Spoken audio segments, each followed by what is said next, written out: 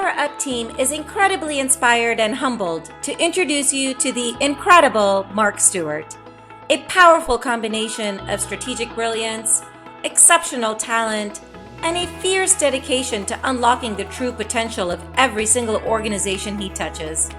As a super entrepreneur, CEO, and board member, Mark has consistently navigated some of the most complex and challenging landscapes of the business world. But perhaps most inspiring is Mark's ability to lead and motivate teams, drive startups and entrepreneurs to new heights, unlocking their full potential and driving forward to unprecedented heights of success. A strategic thought leader who understands the importance of vision and tactical execution, Mark is the embodiment of the very best of the business world. But Mark's kind of cool, and his coolness doesn't stop there. So tune in to see everything Mark does, his journey, the inspiration behind his businesses, and so much more. Mark, thank you so much for joining the Power Up with Manal podcast. It is such an honor to have you on for many reasons.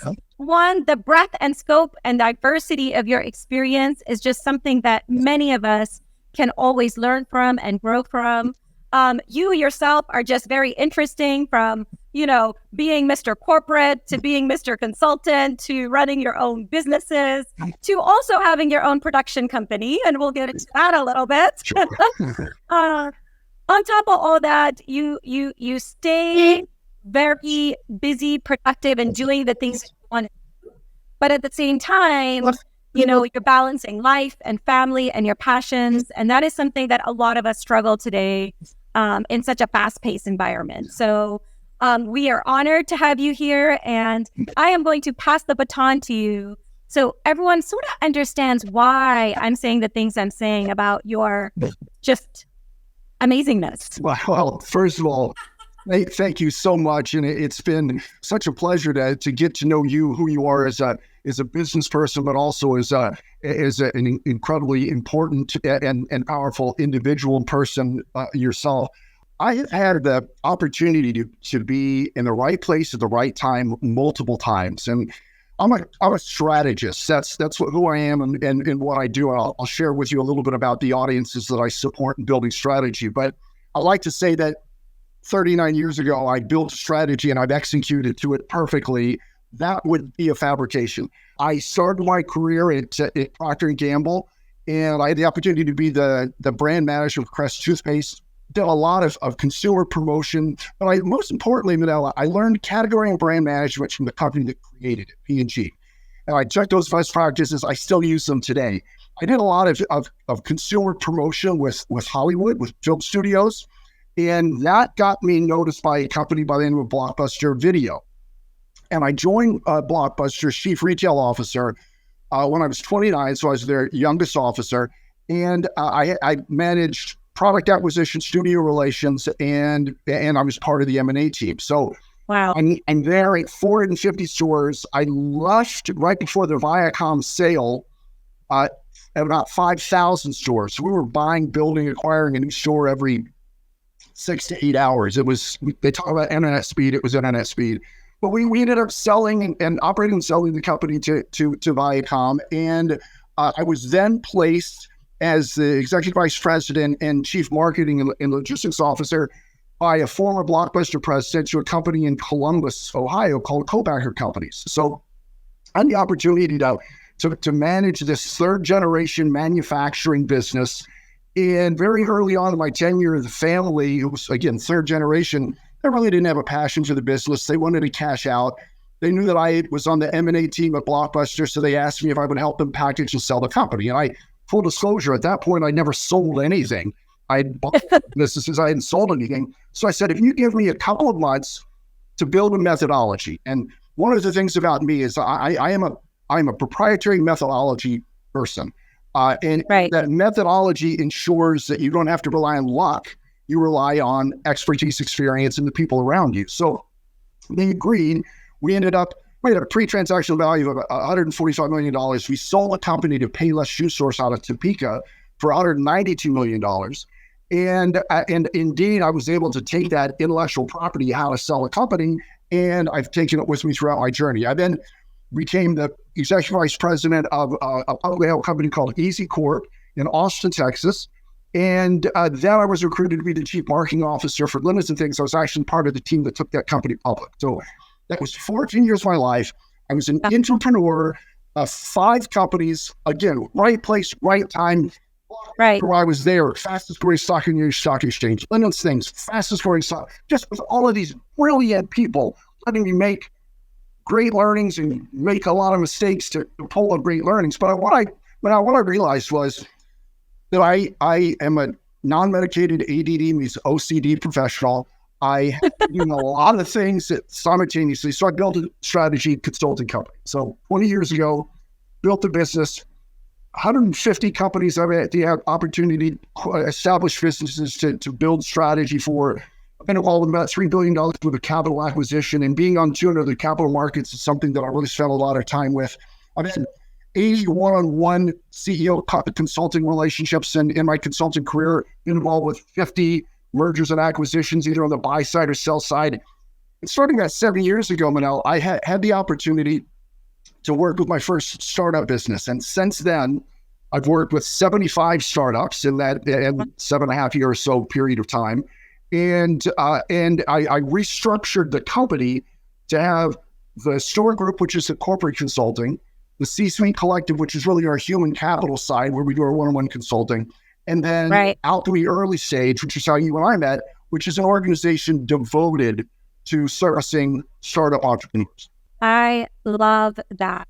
I love that so much. What is that why or that passion that takes you into that startup world? Like, why are you there? So it's a great question. Of those 75 or so companies, 10 of them have been my own, one of which you referenced, which is Hydraulic Entertainment. One of the things that keeps me balanced is I have a consulting business, and I also have a company that creates and distributes rock and roll music and monster movies. So that certainly balanced me out. But I've been a startup entrepreneur myself, and I understand.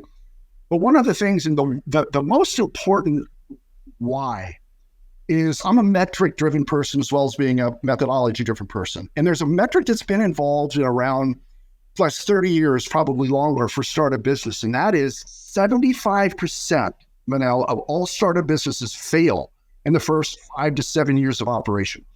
And I was driven to find out why. What is it that drives failure? What is it that drives success? So I commissioned a research company to go out in the marketplace and research statistically significant number of startup businesses. 3/4 of them failed, 25% of them were successful. And they data dumped for me all of the insight. And I extracted that to build a methodology that now I'm deploying to 75 companies, a couple of my own and 60 plus client companies, really with the mission and the core to utilize that best practice expertise and help those companies avoid the pitfalls that create failure and support the pillars that facilitate success. And that's a commitment that I have to entrepreneurs, because owners and operators, last year, 2 million businesses were formed. Now, if you do the math, you know how many of those may not succeed in the next 3 to 5 years. I'm committed to, and our organization is, and our team is committed to helping early stage entrepreneurs get it right. And because early stage entrepreneurs and startup businesses are the backbone of our country. Right. No, that is so true. Now, you went out, you did all this research, all the metrics, and same here. When I spent the first majority of my career in corporate, large financial institutions. Right. And I almost didn't realize how much my upbringing in such a environment was a gift. Because the financial discipline and rigor, the understanding of KPIs and KRIs and OKRs, the understanding of putting together, rails and infrastructure before you build your house, and maybe sometimes balance of both, right? All the, I would say, BAU, business as usual practices that I grew up with, I didn't realize was not the common mindset when you left that sort of big box financial institution where that was the, rigor. But at the same time, they also don't have the speed, agility, and innovation that, startups do. And so it's almost like, how do you find the right balance? Because you don't want to, stifle innovation because you've overplanned and overmetriced, right? So I learned very similar lessons, and I totally get what you're saying there. So important. Aside from all that, what do you see in startup entrepreneurs from just when you talk about the humanity aspect and the people aspect, right? Because mindset is everything, right? 75% of our well-being, of our decisions, of how we conduct our day-to-day is driven by our unconscious state. Right. And entrepreneurs almost go into this avoidance mode because they're busy, they're playing multiple hats, they're all over, they're having to, juggle fire drills, clients, systems. And it's almost like, I feel, and maybe this isn't true, but I almost feel like the factor of being overwhelmed and being in their own mind sometimes sort of takes them away from seeing what is of ROI if I hire X many people in order to take this off my plate, or you know what I mean? Right. Yeah. And that's really probably where we have our greatest entrance point in working with relationships, because and very often that entrepreneur has a full-time job and they have come up with an idea, a product, a good or service, and they want to develop it. One of the great learnings out from the early stage 2023 is that just because someone came from corporate doesn't make them an entrepreneur. 100%. Very often that's a presumption, and that's certainly not the case. One of the things, very often we work with entities, and you reference this, all of the pressures and the necessity for rigor. And very often, though, that person or that small emerging team is focused on the exit before they've built the company. And if you're building a company to sell, and that's predestined, you're just going to make very, very different decisions, and probably not good ones. So one of the things we focus on and we share is build the best company on the planet. And then you're going to have a lot of options relative to what exit strategy to deploy. I have in the second component, which really rides with what you were saying, Manal, is you don't have just a product, a good, or a service. You've got to build a company. Those goods, product, service, it deserves the structure, the pillars that make every good company a good company. Organizational structure, culture, a vision, a mission, a positioning, an articulation of the value you're trying to bring to whoever you're trying to service or whatever product you're trying to sell. Those core fundamentals are what needs to be focused on so you can define your position in the marketplace and then go to market and execute your plan. Yeah, no, that's so well said. And I've heard so many entrepreneurs not believe in that. Right. Or feel like it is secondary, like that's ancillary to building a company. And in your experience, that is the core pillar, one of the core pillars in building your company. Remember I think we had a total of 2.5 million data points in the research that we did. And one of the first correlatives to a lack of success is a lack of sensitivity of needing to build a company, not provide a good or service. Think about it as a young child. And you're not going to put a 1-year-old in Manhattan on the street. You're going to make sure you help develop and nurture that child, and they grow and they gain experience and they have confidence, and then they're prepared and they go into the marketplace. Company is the same thing. You've got that crucible of what it is that your idea, your product, your good, your service, and that's the heart, but that's not the soul. The soul is the value you're trying to deliver. The soul is the company culture you're trying to deliver. That it's got to be customer or consumer, depending on your good or service, got to be customer consumer first. And it's got to be committed in building a relationship and adding value to every constituent you have. Internal team members, external strategic partners, and most importantly, that consumer or customer that you're trying to serve.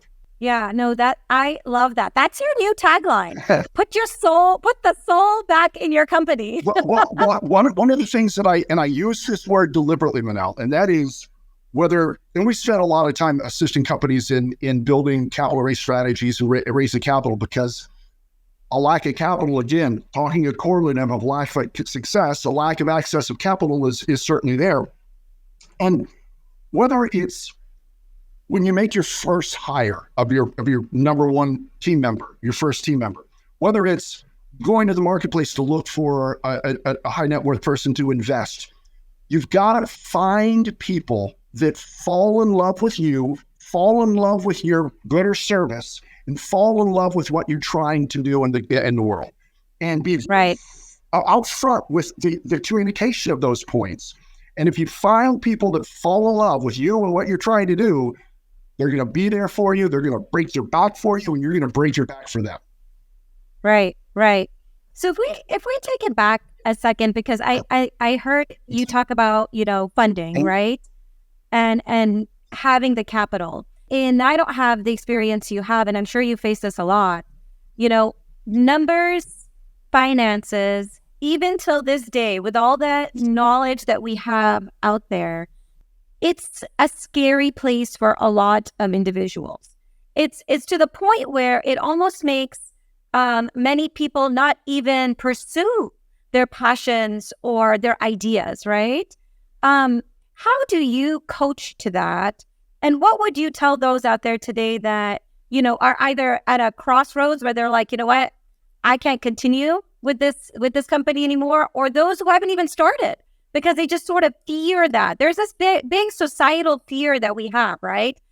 Mainly because we also fear judgment, and we fear failure, and we feel what other people will think. Right. So we got a lot of issues in society, but generally speaking, when it comes to that, it is almost like a hindrance that we're blocking ourselves before we even get out there, Right. And so I'll kind of vector into what I share with I spend probably 80% of my time with startup entrepreneurs that will never become my clients, but I'm evaluating where they are. I'm giving them free pro bono consultation because I like them, like what they're trying to do. They need the assistance. There's 5 general questions you have to answer when you're seeking capital that any investor is going to have. Now, there's trillions of questions about the product and the service and so forth, but number one, and then it all, one way or another, feeds back to the economic component. Number one is, what's the size of your macro category, and how mature is it or isn't it? Is there a ton of upside? Is it mature, but it's so large that there's room? Articulate that. Second question you have to answer is, how is what you've come up with, your good or service, truly unique and different and will win? What are the win points that you create? Not just an idea, the win points. The third piece is the articulation of why the people you've chosen or identified, whether it's one person or 10, why they're uniquely suited as human beings to execute upon your vision. And that's presumptive that say you have a vision. And then the fourth and fifth are the economic components. And these are the biggest fails, quite frankly, in early stage entrepreneurs.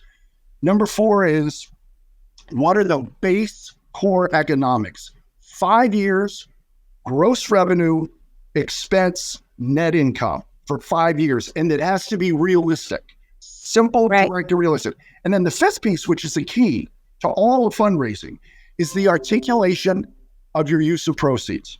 Because if you articulate the use of proceeds, then you do 2 things. You're going to give your audience the comfort that you're going to spend their money in the right places at the right time. But most importantly, the big miss in articulation and use of proceeds is you're actually articulating your operating plan. You're telling your audience how you're going to win from a business standpoint. And so the focus of those 5 questions, but importantly, questions 4 and 5, that's where I spend a bulk of my time in working with early stage entrepreneurs, because then if you have the answers to those 2 questions, it demystifies that economic component that can be so frightening to people. Yeah, no, that's so well said. And that is so true. So for those out there that are listening, like, just do it. There's a way. Put your methodology, put your plan. And I think what a lot of individuals miss is that you don't have to do it alone. Right. You don't have to go out there and figure out how to get funding. Mark, you exist and others exist out there that is your sole purpose. And I think we forget that at times, that we don't have to do it all. Like, leverage the resources and expertise out there to help you drive in the right direction, because, you know, you are leading, and leading means ensuring that you are leveraging the right ecosystem to get you to your direction, you know? Without question. And you know, one of the things that when we embrace a relationship is not being cavalier and understanding the importance of an early stage business. This is the person's life. It's their family. Right. Very often their early stage capital. They're predicating the decisions they're making on really directing the rest of their life and their family's life. That's really important life stuff. It's not. Right. And if you treat it just like a business, first of all, you're probably not going to put the energies necessary to drive success. But most importantly, you're forgetting the humanity side, the people side. And that's what we're here to do. And delineating and shouting whatever the product is, whether it's chat AI, whether hard science or soft science, shouting the humanity of what you're trying to do and who you're trying to support is incredibly important in delineating who you are, what you're trying to do. And the biggest miss in the marketplace is sharing a bit about how you're going to do it. People are very afraid about exposing their IP, giving away their secrets, and that's why that there are people in the world that manage process patenting, which I fully encourage. Don't give away your IP, but give your audience enough comfort that you have more than an idea, that you have a way that you're going to make success out of your ideation.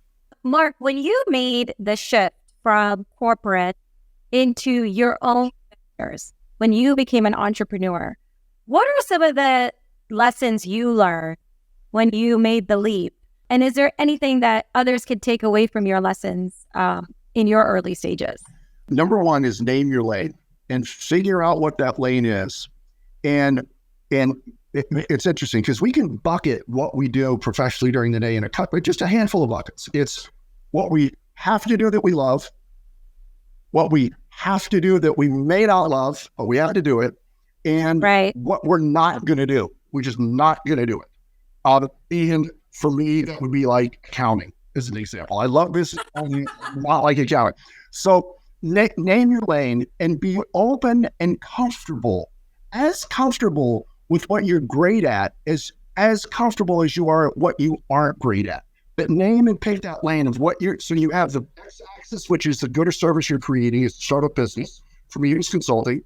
And then the y-axis was the markets that I was going to focus to and the services I was going to provide. And when I started out, it was very, very, very broad.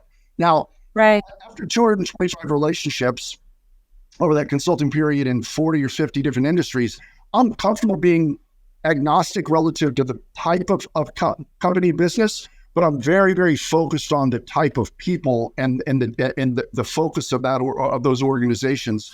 And so I think that would be the first one. For me, it was real simple. I took on both strategy and operations when I started.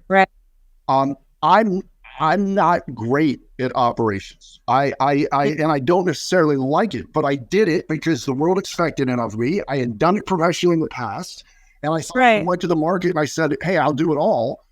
And the reality of it is that's not where my strength is forged. And then the second key learning, and speaking as a consultant, as a service provider, what I learned is that the closer I get to a company as an operator, the less objectivity I can bring, therefore, the less impact my consulting voice has.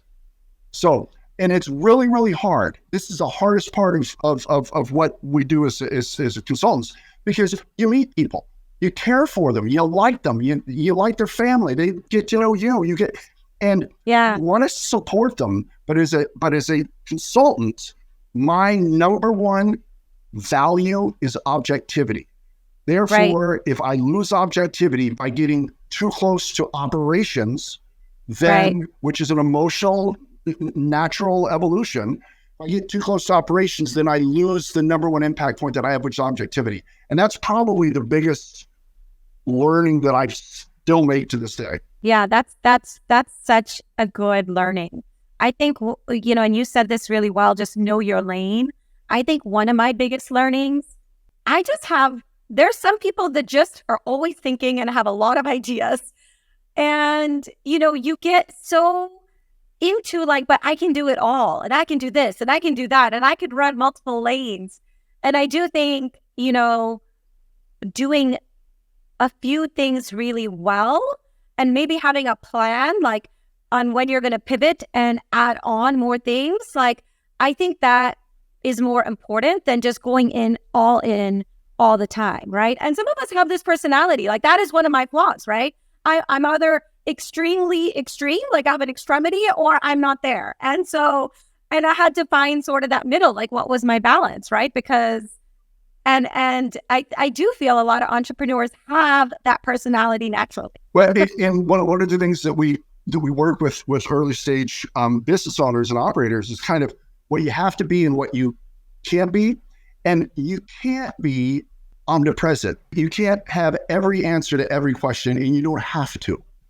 And so you don't have to fill every role. And most entrepreneurs are really capable business professionals. These men and women are very, very, very capable. Capable people are asked to do a lot of things because they're capable. And so to be a startup business operator, you don't need to be omnipresent. You don't need to be omnipotent. You don't have to have every answer. If you have a question from an investor or strategic partner, you don't have, especially in early stage business, pre-revenue business, you don't have the answer. It's okay to say, I'll get back. I want to think about it. It's a great question. I'll get back to you by email tomorrow by this time, and I'll have an answer for you. That's perfectly okay. Right. And we have to remind ourselves of that. You're right. Gosh, Mark, I told you there's no other word to explain you. I'm not even going to use amazingness, okay, is the word of the day.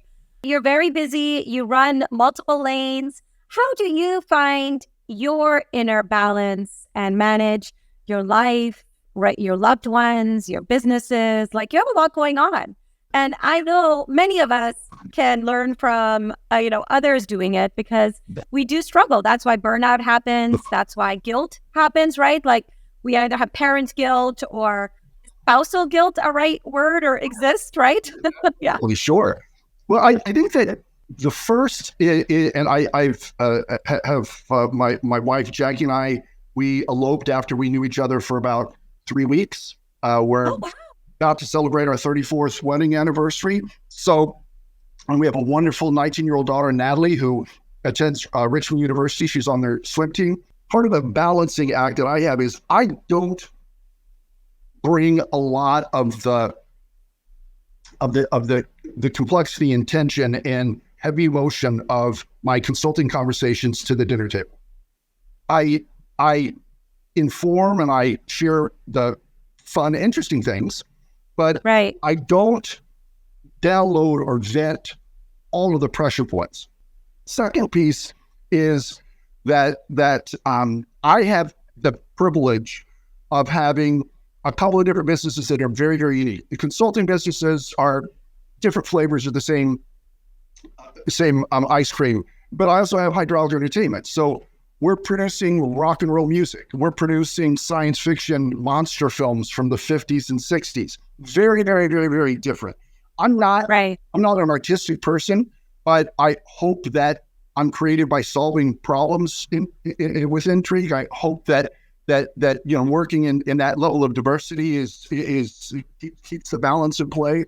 And the other thing the kind of the last response to your question, I'm in this to learn and to get better and to take that knowledge and transfer it on to the people that I work with and for.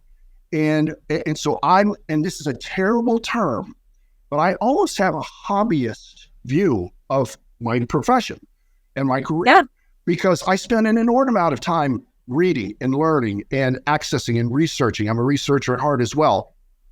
And because of that commitment of learning, continual improvement, that helps me balance the realities and of an average workday. Is that we have to make good for our clients, our partners, and our business.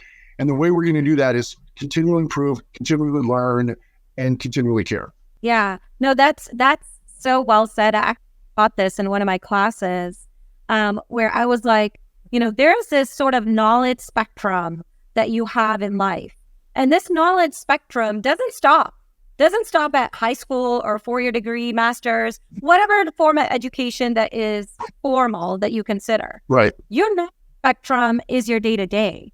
It is the people you speak to. Have you diversified the type of individuals and mindsets and experiences that are coming your way daily? Like, that's important, right? Right. We sort of don't do this in early years, or I didn't. And I learned a big lesson. I'm like, wow, like I need to have more diversity with who's in my inner circle and the knowledge that I'm getting, and even people who don't have the same ideals as me, because now I'm looking at things from different perspectives, looking at ways decisions are being made, processes are being thought of, generally just how conflicts are resolved, right? Like that day-to-day learning makes you grow and evolve very differently. I had somebody sort of like on one of my podcasts. It's funny because, sometimes I get a lot of love and sometimes I get the haters. I won't believe it. And I had this really interesting one, and I don't know, he or she went on about the podcast, and then at the end they're like, and who the app has time to read like that? Oh. And I actually loved the comment, and I was like, you know what? That's very interesting, because I don't sit and read. Like, I don't sit for hours and read. If I do, I take them in micro doses. For me, if I do, let's say I commit to 10 minutes every other day, over time, that compounds to so many minutes in a month compared to me trying to figure out where's a good 3 to 4 hour time I can just get away and read something. Right. You know what I mean? Yeah. And it's constant knowledge, and I'm reading multiple things, right? And so I think there's this notion that if you're going to be an expert at something, you sort of have to get away and do it. But we forget micro habits and micro doses, and compounding doesn't just exist in, investments. It's also, how our mind works. Sure. Without question. And it falls back to that rigor and discipline and necessity for balance.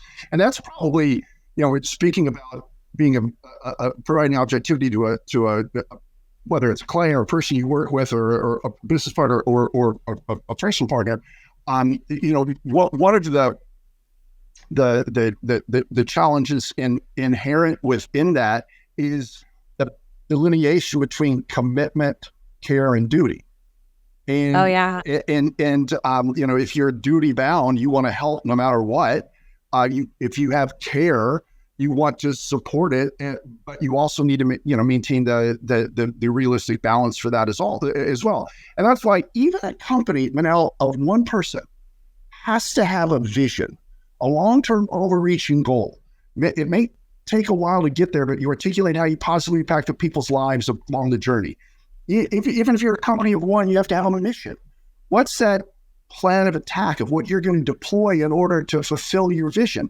You have to have a company of one needs to have an articulated core value set, as well as an articulatable culture set. Company of one. Right. Because company of one's become companies of 2s and 20s and 50s. And again, getting back to that core DNA of what makes a great company, even a company of one. It's having a commitment to those building blocks, those foundation points of what makes a good company: vision, mission, positioning, value, culture. I sound like I'm on a commercial for something. I don't know what a commercial. You do. You do. So let me ask you this. When we do that, right? When we build the building blocks and we sort of put down our vision, mission, we have our goal set in place. The hardest piece is accepting when we don't actually achieve, or when we are failing, or when we are feeling like we're failing. How does one be okay diverting or calling an audible and pivoting from the core foundation they put? Maybe it wasn't the right foundation. Doesn't always have to be right the first time. How do we get ourselves to be okay with that? Because, I kind of make this joke, but as we are boasting about, transforming into agile technologies, it's really our mind that needs to be agile. Right. So and it's a really, really important point that you make. And there's kind of two sides to it. One of which is that when do you pivot point? The other is, when do you take advantage of opportunity versus staying true to the school of your original vision? You got right. And that second half is probably top 5 biggest challenges for an early stage entrepreneur, because they have a something, whatever that something is, good service, item, product, and they're qualified, and they start to get interest, and maybe their vertical is childcare, but someone in the Graying of America category said, why don't you reapply it to a different sector? And both sides of that coin are really delineated by, I think, the same position point, and that is, it's okay to pivot if you have validated that those core foundation points are in place and accurate. You could have misjudged a market. You could have misjudged a price. Right. That's okay. But validate it. And, the whole idea about a vision and mission, it probably the most misused, misunderstood words in business today. When you go on a website, and 90% of the visions are missions, and the missions are missions. And because people go through the motion rather than go through the rigor and commitment of building it with the right building blocks. Right. But if you've had the ability to validate, especially with an outside objective point of view, and if you've validated that you're off the mark, then you need and should pivot, but with the same rigor and discipline that you built the first positioning for. The hardest part of what I continue to say more than not is turn your back on exploitation and focus what your original core lane was. Focus that, validate it, and focus to it. If you need to change to the right or left. Don't go into 55 different exits. And even though you might have something that's a great opportunity, your core vision was either right on or it wasn't. If it's not, then vector. If it's right on, then stay true to that mission. And I think that the key here is it's okay to do so. Right.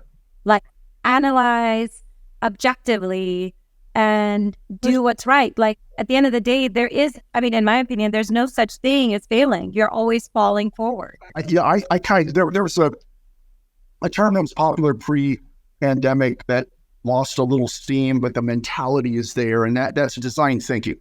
And I apply a format of design thinking when we build corporate and business strategy and new company strategy.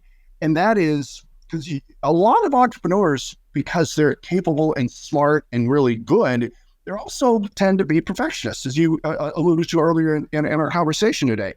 And what I advise is build out your good or service product or offering to about 80%, 80 to 90%.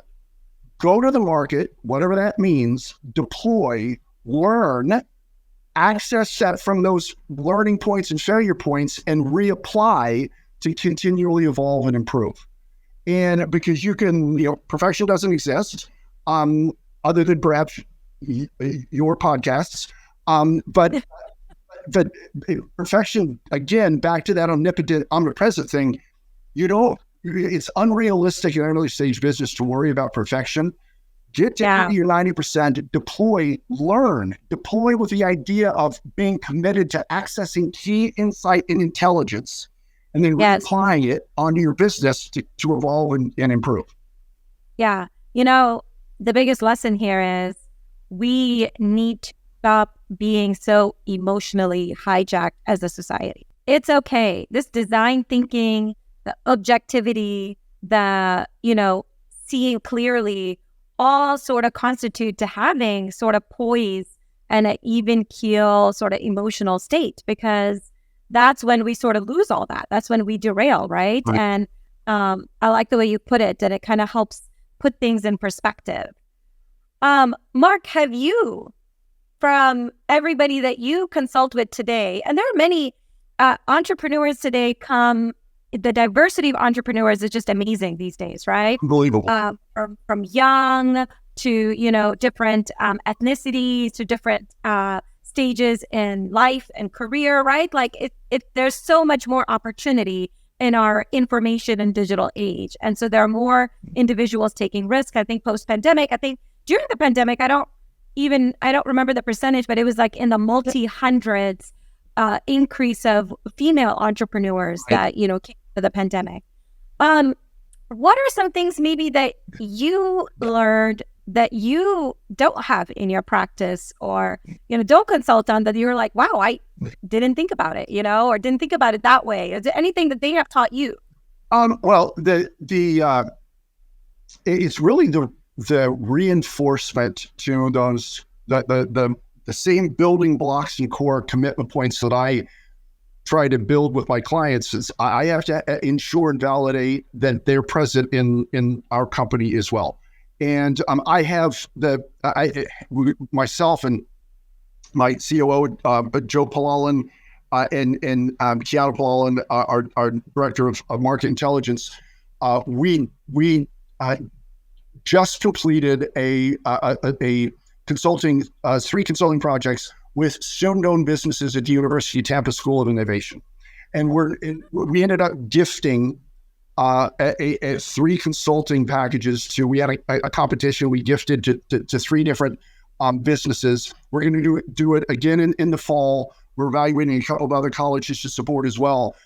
And we manage and treat these student-owned businesses like they are, because they are a going legitimate business. I love this. And and I will tell you that what I learned and pulled and extracted from 3 companies, Coloranti, Identify, and IP, and the team of people that created and are operating them, unbelievably smart, committed, caring men and women that are within those companies. But consistent with them is an internal commitment to themselves and their team, small emerging team, in doing what's right for the team member, for the company team member, doing what's right for who they're trying to service. And that focus to doing the right thing for who you're trying to service has been pure reinvigoration for me. It's been a teaching that I pulled from this experience that I am committed to redeploy with everyone that we work with. And we can't wait for the fall semester to come up and work with another company at University of Tampa. But learning and being reinforced by emerging early stage, first time in college or freshly graduated college students, and having and seeing this consistency of entrepreneurial spirit and this focus of doing the right thing for who your audience and target is, has been unbelievably invigorating and rejuvenating for me as a business professional and service provider. So I walked away from that first series of relationships feeling like we're a better company because of it. Oh, that's so heartwarming. You are, I've always seen Mark Stewart in the phase you right now. Aside from, hydraulic entertainment, is there something about you that most people are surprised to find out? I have seen, I am a geek when it comes to science fiction movies from the 50s. So there's a couple of them that I watched it as a kid, and why I got into the business of blockbuster and why hydraulic entertainment. But there's a movie out there called The Blob, and it happened to be filmed about 15 minutes from me in Phoenixville, Pennsylvania, at the Colonial Theater. I've watched the movie over 100 times.